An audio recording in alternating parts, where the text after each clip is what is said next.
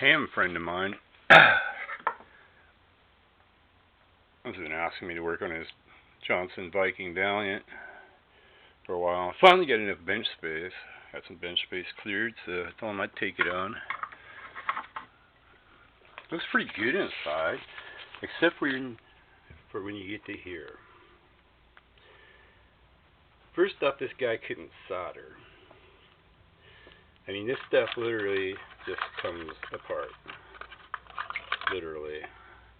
Okay, so all this crap was in there. That. Originally I was going to replace this, but then I got into this mess. Okay. There is no holes for the potentiometers.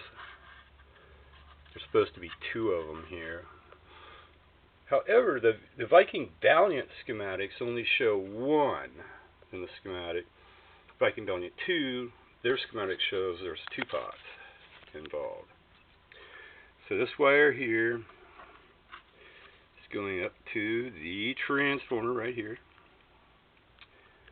And I haven't traced this one out yet, but I'm suspecting that one is going to go to the grid biasing for the final tubes. That would be my guess.